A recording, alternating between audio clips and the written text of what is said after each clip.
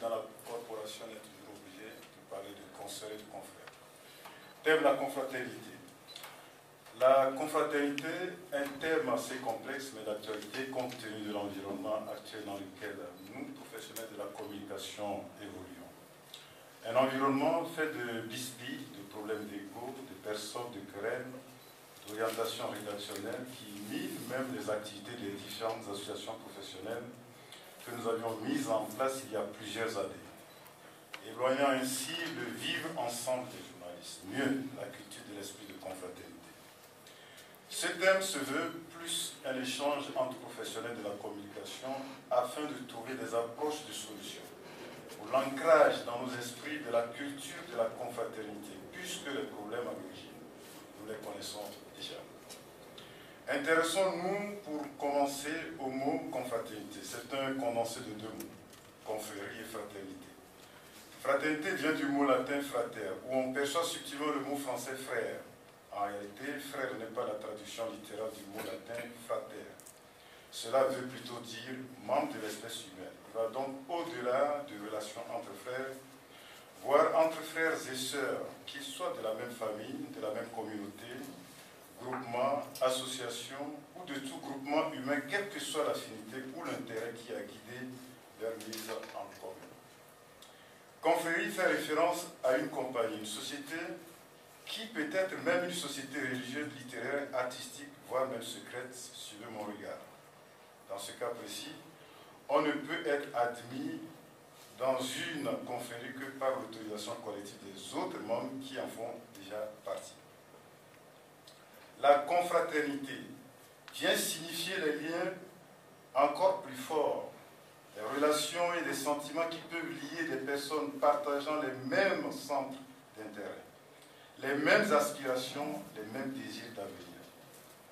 Cette petite démonstration va nous permettre de cerner le vrai sens que nous donnons au mot confraternité, que nous utilisons quotidiennement et, il faut le rappeler, n'est pas une marque déposée pour la presse. Dans plusieurs professions, les mots confraternité et confrères sont utilisés, par exemple entre avocats, huissiers de justice, juristes, etc. Il n'y a pas de règle établie pour la confraternité, c'est un état d'esprit. On l'accepte et on se l'impose dans son comportement quotidien. À présent, zoomons sur notre profession pour voir un peu quel type de confraternité la caractérise et comment se décline-t-elle. C'est peut-être discutable, mais on ne peut pas parler de véritable confraternité en Afrique francophone qu'à partir de l'avènement du multipartisme. Avant le vent de l'Est sifflant, soufflant, l'introduction lente de la démocratie dans la vie politique de nos pays a fait exploser le nombre de partis politiques, ouvrant la voie simultanément aux organes de presse qui allaient rapidement prendre position pour tel courant politique ou tel autre. Cette fièvre politique et non patriotique a commencé au début du baby-boom de la presse, quand cette dernière s'est brusquement proliférée dans les années 90. Elle a tout de suite attrapé la maladie infantile des propos injurieux avec à la clé le journalisme de combat. Il n'est d'ailleurs un secret pour personne que les journaux qui ne se réclament pas officiellement de telle obédience politique ou ne proclament pas tambour battant leur prospérité avec tel parti n'en sont pas moins colorés que les autres. C'est dire s'il faut se demander ce qui reste de la confraternité après le retour du multipartisme il y a plus de 20 ans. Que de séminaires ou d'ateliers de formation, voire de forums n'avons-nous pas organisés pour cerner les problèmes de déontologie, d'éthique de notre profession avec en toile de fond la culture de l'esprit de confraternité. Amusons-nous à présent à laver un peu de linge sale en famille. On peut dire qu'au moment où naissait la presse politiquement multicolore, il y avait un manichéisme qui ne disait pas son nom. Il fallait distinguer ce qu'on pouvait noircir facilement parce que proche du pouvoir et ce qu'on pouvait blanchir éternellement car proche des partis d'opposition vus en véritables démocrates détenteurs de la vérité. Le meilleur journaliste, c'est celui qui dénonce les travers politiques d'un régime autocratique. et en prend pour son grade auprès des autorités. Plus il est malmené et persécuté, plus il est adoubé par les lecteurs, l'auditoire et par extension l'opinion générale. Et juste en face, le mauvais journaliste est celui qui relaie l'opinion gouvernementale, qui fait l'avocat du diable en temps voulu, cautionne et justifie les actions bonnes ou mauvaises du pouvoir. Il est taxé de vendu à la sorte de l'État. Ce qui pourrait aujourd'hui nous pousser à nous attrister profondément sur le sort de notre profession au Togo. Lorsque les médias servent de support pour dénigrer, insulter ou faire véhiculer des rumeurs sur telle ou telle personnalité, tel citoyen, ou classer à leur manière sur la base des critères que nous ignorons, que tel homme politique n'est plus opposant, il est proche de telle ou telle mouvance. Ce phénomène s'est également amplifié au niveau de notre corporation où des confrères arrivent à classer des journalistes. Tel est du pouvoir et l'autre est de l'opposition. Et ceux-là qui classent leurs confrères se présentent comme des saints, plus saints d'ailleurs que sa sainteté le pape François. Encore que. Dans ces conditions, comment peut-on affirmer l'indépendance des médias des journalistes, l'indépendance des médias, des journalistes vis-à-vis des partis politiques? Lorsque nous créons l'Union des journalistes indépendants du Togo, il y a plus de 20 ans, la maison du journaliste devenue aujourd'hui maison de la presse il y a plus de 15 ans, ou lorsque nous avions jeté les bases pour l'Observateur togolais des médias, nous croyions à cette époque créer une véritable famille de journalistes, où l'esprit de confraternité devait animer les uns et les autres. Ce qui naturellement devait nous rendre plus forts et soudés, par conséquent nous faire respecter, en évitant d'être des sujets faciles à divertir à des fins politiques. Malheureusement, nos divisions nous éloignent plus des valeurs qui doivent nous unir. Au Togo, on n'accepte pas l'opinion de l'autre. Si vous n'épousez pas ce que j'ai dit, vous n'êtes pas avec moi ou vous êtes contre moi, comme si on était dans les années avant 1990. Et comme si cela ne suffisait pas, ce sont les responsables politiques et de la société civile qui s'en prennent aux journalistes, les agressent, parce qu'ils ont, disent-ils, une couleur politique, celle de leurs adversaires. Un leader politique ou militant des droits de l'homme qui agresse un journaliste, qu'il taxe d'être proche du pouvoir. Un responsable d'un mouvement politique proche du pouvoir menace un journaliste parce que ce dernier est déjà estampillé opposition politique. Des journalistes qu'on accuse à tort ou à raison que des hommes politiques de la société civile et leurs militants livrent à la vindicte populaire au cours de leurs manifestations. Est-ce par manque de stratégie politique ou de stratégie tout court pour réaliser leurs rêves politiques? Nous nous interrogeons. Alors, le journaliste devient le bouc émissaire. Est-ce les journalistes qui empêchent? Un exemple en passant. Les réformes tant criées aujourd'hui de se traduire dans les faits pour qu'on s'en prenne à eux. Est-ce les journalistes qui empêchent nos hommes politiques et défenseurs des droits de l'homme, de la société civile, de réaliser l'alternance politique au Togo?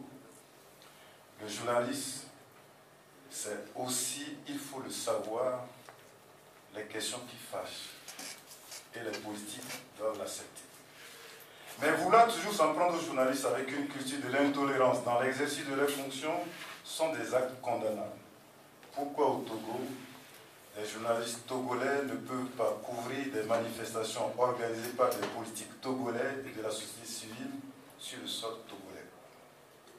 C'est bien là que devrait intervenir l'esprit de confraternité, la solidarité professionnelle, une grande mobilisation des hommes des médias pour condamner ce genre de comportement venant des hommes politiques et de la société civile. Parce que demain nous interrogeons si ces gens de comportement, les gens affichent ces genres de comportement, s'ils deviennent ministres demain, Premier ministre ou président de la République, quel serait leur comportement vis-à-vis des journalistes? Un journaliste qui se respecte ne peut prendre la défense des auteurs de ces actes. Parce qu'on pense souvent que cela ne peut qu'arriver aux autres. Hélas, c'est le Togo comme il va. Et pour combien de temps encore? En tant que journaliste, Je condamne avec fermeté ce qui est arrivé aux confrères de RFI et de l'ANFM ces derniers jours. Vous le savez tous dans cette salle. C'est vrai, une véritable guerre froide. Journalistes, hommes politiques.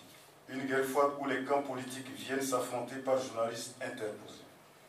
Comme si l'antagonisme chez les politiques se transpose dans les milieux d'information et de communication, transformant nos rédactions en lieu de la prise de la parole politique et politicienne où nous jouons à la place des politiques leur rôle. Face à ce genre de comportement, peut-on parler de règles définies de la confraternité qui déterminent une mobilisation des journalistes à condamner ces actes? Non, il n'y a pas de règles prescrites. C'est pourquoi nous disons qu'il y a nécessité que le journaliste fasse prévaloir la solidarité professionnelle. Il doit rechercher et entretenir la confraternité. Il ne doit pas utiliser les colonnes de journaux ou des antennes à des fins de règlement de compte avec des confrères. Le journaliste ne doit pas convoiter la place d'un confrère ou ne doit pas provoquer son licenciement en proposant à travailler à sa place à des conditions inférieures. Dans notre pays, l'on peut constater que la confraternité qui ne relève d'aucune autorité extérieure à la corporation, si elle n'a pas beaucoup reculé, elle n'a pas non plus fait de bons spectaculaires en avant, mieux, elle a pris congé de notre corporation au vu de l'ambiance qui y règne. Peut-être même qu'elle n'a jamais existé. La haine politique d'un multipartite, pas toujours bien compris, trouve de fait de puissants relais amplificateurs sur les ondes et sous les rotatives. L'analyse du contenu des médias ces 5 dernières années est révélatrice sur au moins 2 points. Le décalage entre les discours des hommes politiques et ceux des journalistes. La montée au fond des journalistes contre à la fois des hommes politiques et leurs confrères. C'est grâce aussi, comme on peut le dire, à ces belles relations confraternelles où les uns et les autres se sont diabolisés parfois même sur les réseaux sociaux, qu'on s'est demandé s'il n'y avait pas un jeu de marionnettistes qui gangrénaient les médias aussi bien africains en général que togolais en particulier. Les ordres d'insulter tel ou tel viennent-ils des hommes politiques? Nous nous interrogeons. Ou bien les journalistes eux-mêmes, de leur propre chef, jouent-ils les zélateurs fanatiques et intégristes dans un combat politique où ils ne sont à la vérité que des acteurs subalternes? Dans les 2 cas, que les hommes politiques soient derrière tel penchant politique exprimé par tel journaliste ou non, c'est un comportement qui rabaisse et fait de l'homme de presse un acteur subalterne, une personne interposée qui porte la voix d'un homme politique sur un champ d'affrontement qui n'est pas le sien. La confraternité est souvent malmenée par les journalistes militants. Loin d'être des mythes, ils sont engagés dans un combat politique dont les mobiles et les logiques leur ont complètement échappé. Dans ces 2 dernières décennies, un journaliste pouvait aisément devenir la division blindée qu'il faut écraser par des tirs d'artillerie, l'autre venant d'en face. On ne pense qu'atteindre les généraux. Entendez ici par généraux les hommes politiques. Par la suite, avec les mêmes armes, injures, diffamation, atteinte à la vie privée, etc. Enfin, un dernier constat, et peut-être des plus simples, est que cette confraternité a pu être mise à mal parce qu'elle n'est gérée par aucune autorité extérieure à la corporation journalistique. Ce serait trop demandé et cela remettrait en doute le sens des responsabilités des enfants que nous ne sommes pas. Voilà comment très vite on en est arrivé à tout peindre en noir et blanc. Le manichéisme dont j'ai parlé un instant a franchi toutes les étapes de la violence verbale et à se répandre en embûches de tout genre. Les débats mouvementés entre confrères sur les radios en sont une illustration. Vient alors la question qui brûle les lèvres. De tout ceci, que pouvons-nous faire? Le problème n'est pas forcément togolais. Il est africain parce que les pays dont la confraternité au sein de la presse est perpétuellement mise en mal ont une seule et même chose en partage. Ils ont franchi le pas de la démocratie, du multipartisme et de la libre expression ensemble. Sauf que sous d'autres cieux, les choses se sont arrangées. Beaucoup doivent couler sous les ponts et les confrères belligérants ont appris à transcender ces dissensions inutiles. Mais chez nous, au Togo, beaucoup de confrères, les associations de journalistes se battent pour que la confrérie des professionnels de la presse soit assainie. Dans cet esprit, la thérapeutique à prescrire consiste à accorder la primauté au professionnalisme, mettre l'accent sur la formation, le recyclage et le perfectionnement, favoriser une grande ouverture des médias d'État à tous, la diffusion et l'exploitation de la loi sur la presse, surtout auprès des autorités compétentes comme le ministère de la Communication, aller vers une union nationale de journalistes. Il faut sur ce point saluer la mise sur pied du CONAP, où se sont retrouvés tous les patrons de presse togolais. Malheureusement, alors même qu'on encourage Brigitte à lui emboîter le pas, on apprend subitement que certains des membres du CONAP se sont reconstitués avec leur ancien label. Tout se passe comme si le mal, gangrénant les camps politiques, a gagné le rang des professionnels de la communication. On se rappellera depuis l'instauration du multiparti dans notre pays que d'associations, de regroupements de partis politiques, nous n'avons pas connu, qui se font et se défont au gré des humeurs sur la base de petites querelles intestines. Cette perpétuelle redistribution des cadres s'est depuis transposée dans le milieu des médias au Togo, aussi bien chez les journalistes que chez les hommes politiques. La question est de savoir si nous arriverons un jour à transcender ces petites différences qui nous retardent et nous font recommencer perpétuellement les édifices que nous bâtissons et qu'ensuite nous détruisons. Nous le savons, la période des présidentielles s'approche à grands pas et risque de transporter avec elle le terreau fertile aux dérives habituelles. Il faut pour cela exhorter les rédactions dans leurs séances hebdomadaires et journalières à relever chacune de ces dérives qui font la mauvaise santé du contrat moral que nous avons avec les lecteurs, les auditeurs et les téléspectateurs. Je crois que le souhait que nous pouvons tous partager pour une meilleure confraternité est qu'il y ait un meilleur climat d'entente, de fraternité, de respect mutuel entre différentes rédactions d'une part, entre les rédacteurs même d'autre part, un état d'esprit, un comportement fait de savoir-vivre, de respect réciproque. Et ces principes, nous devons les traduire et les faire traduire dans les écrits, sons et images, dans les faits et gestes, l'esprit d'une nouvelle et vraie confraternité. Le journaliste, en tant que leader d'opinion, doit donner son répit, le bon exemple. Je finis par cette citation. La confraternité ne sait que faire du mépris, de la suffisance, du complexe de supériorité. La confraternité magnifie l'amitié.